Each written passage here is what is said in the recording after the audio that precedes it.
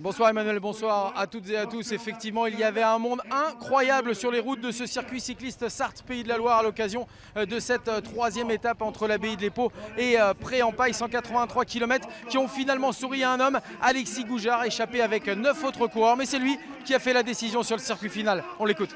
J'ai réussi à sortir seul. C'était long après parce que le vent de face et il faut plein montant, c'était assez long. Mais derrière j'avais Quentin Joregui qui faisait le boulot et avec l'équipe là on prend vraiment du plaisir sur cette course et ça fait vraiment du bien de gagner là. Et ça faisait un moment que je n'avais pas levé les bras et j'y comptais vraiment. Je suis content pour tout le monde. Il est 10 h ce matin. Le briefing d'avant-course est terminé du côté des hommes de Brian Coquard.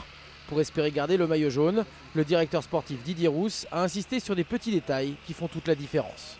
De toute façon, il y aura une échappée. La composition de l'échappée sera aussi déterminante. Puis après, il y aura une deuxième phase de course sur le circuit.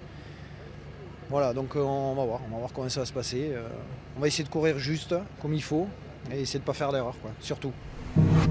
Sur les premières routes sartoises de la journée, 3 hommes prennent rapidement la poudre d'escampette. C'est l'histoire d'un Belge, d'un Français et d'un Uruguayen qui vont passer une bonne partie de l'étape côte à côte.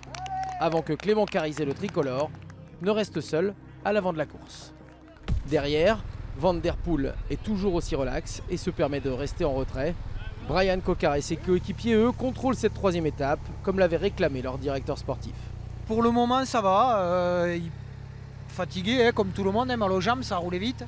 Mais je pense que pour l'instant, ça va bien. Ouais. On verra dans le final. L'arrivée sur le circuit plaide en faveur d'une petite dizaine de contre-attaquants, où figurent notamment 2 coureurs d'AG2R La Mondiale et 2 de Vital Concept BNB Hotel.